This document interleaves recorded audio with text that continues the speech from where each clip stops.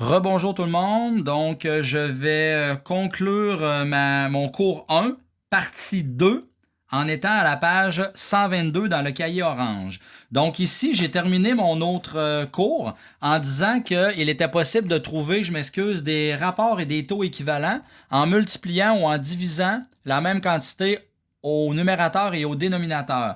Regardez ce que ça voulait dire. Ça voulait dire simplement un exemple. Si j'ai 2 quarts et je veux avoir une fraction équivalente, j'ai juste à faire x2 en haut, x2 en bas, puis ça va me donner 4 huitièmes. Donc 4 huitièmes est une fraction équivalente à 2 quarts. Inversement, je pourrais faire la division. Si j'ai 15 sur 18, mais ça, c'est du secondaire 1 de toute façon, là, OK? 15 sur 18, si je te demandais d'avoir une fraction équivalente, alors on pourrait diviser par 3 au numérateur, diviser par 3 au dénominateur, et on obtiendrait 5 sixièmes, ce qui est une fraction équivalente à 15 dix-huitièmes. Alors, c'est une façon d'obtenir des fractions équivalentes, de multiplier ou de diviser le numérateur et le dénominateur par la même quantité. Un petit exercice pour savoir si tu es capable de repérer des rapports équivalents. Encore une fois, les 2 points, c'est comme si c'était 3 sur 5 puis 13 sur 15, mais tu peux utiliser ta calculatrice au besoin. On n'oublie pas que les 2 points ou la barre oblique, c'est comme si c'était une barre de division. Donc, si je te dis 3 cinquièmes, si je le mets en nombre à virgule, je fais 3 divisé par 5, ce qui donne 0,6. Puis si je pitonne 13 divisé par 15, ça donne 0,86 périodique. Périodique veut dire que, regardez là, ça donne 6, 6, 6, 6, 6 illimité. Alors ça, ce ne sont pas des rapports équivalents parce que quand je les divise, numérateur divisé par dénominateur, ça ne donne pas le même nombre. Quand je regarde la lettre C, j'ai 16 divisé par 8 qui donne 2. Alors que 1 divisé par 2 qui donne 0,5. Alors, ce ne sont pas des rapports équivalents. Quand je regarde ma lettre B, j'ai 6 quarts, donc 6 sur 4. Bien, 6 sur 4, je fais 6 divisé par 4, ce qui donne 1,5. Puis l'autre, je pitonne 12 divisé par 8, ce qui donne 1,5.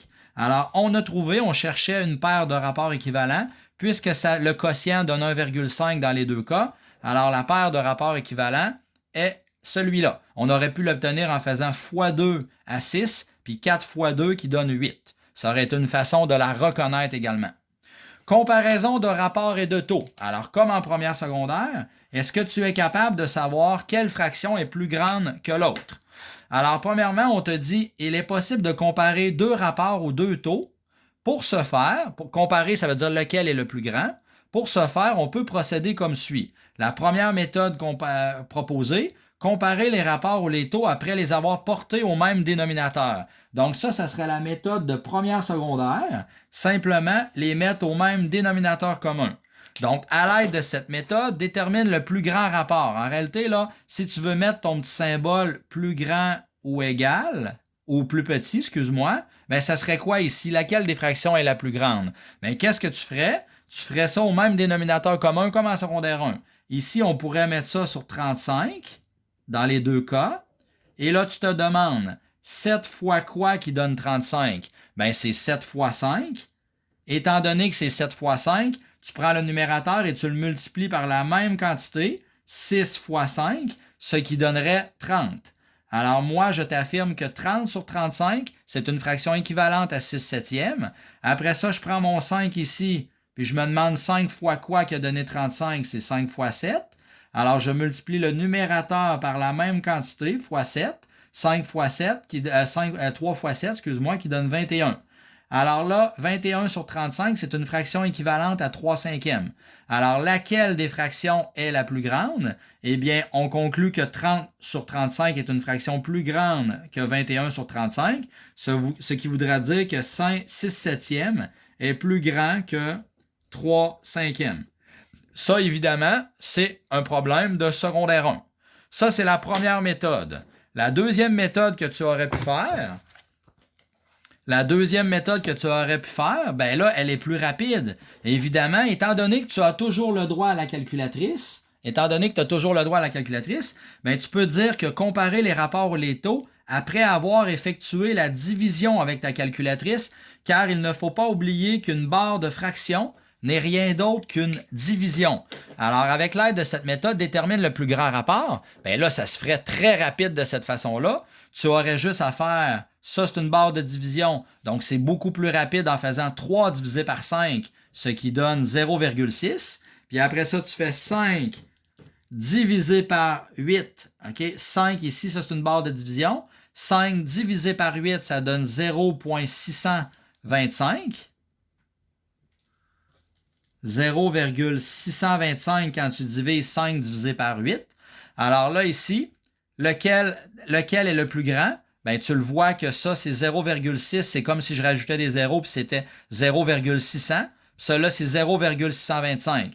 Donc, ça, c'est un nombre plus grand. Alors, on conclurait que 3 cinquièmes est plus petit que 5 huitièmes. Honnêtement, étant donné que vous avez toujours le droit à la calculatrice, je vous suggérerais cette année d'utiliser toujours la deuxième méthode, c'est-à-dire d'effectuer la division et de le mettre en nombre à virgule. C'est beaucoup plus rapide que de procéder avec des dénominateurs communs comme en première secondaire. Des rapports ou des taux ayant le même quotient, c'est-à-dire la réponse de la division, sont dits équivalents.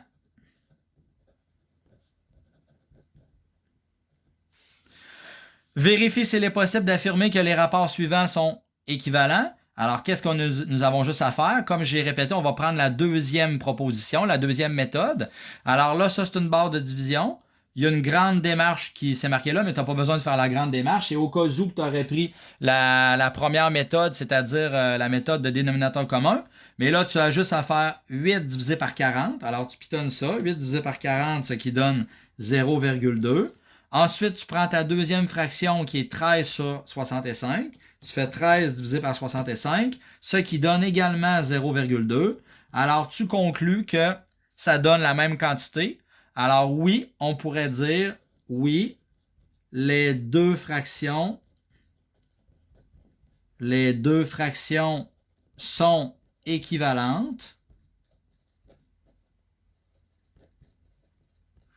Et la justification, ça serait simplement car ça donne la même valeur de 0,2. Alors oui, les deux fractions sont équivalentes. Puis je répète, avec l'aide de cette deuxième méthode-là, c'est-à-dire la méthode de la division, c'est beaucoup plus rapide. Alors là, on vient de terminer le cours numéro 1. Maintenant, je vais vous demander de faire les pages 124 à... non, c'est pas vrai, je m'excuse. Alors, il n'y avait pas de devoir à ce cours-là. OK, vous avez la planification, là, il n'y avait pas de devoir. Donc, on a fait jusqu'à 123 ensemble. À la prochaine période, il n'y aura pas de capsule du cours 2. Je vais tomber à des capsules pour le cours numéro 3, simplement parce que le cours 2, je vais vous demander uniquement de faire des exercices, c'est-à-dire les pages 124 à 126 dans ton cahier orange. Donc, je répète, il n'y aura pas de vidéo pour la capsule, pour le cours 2, puisque c'est que des exercices. Alors, on va faire ça en classe ou tu vas faire ça à la maison et tu regarderas mon corrigé sur Classroom. Alors, merci beaucoup tout le monde. Bye bye.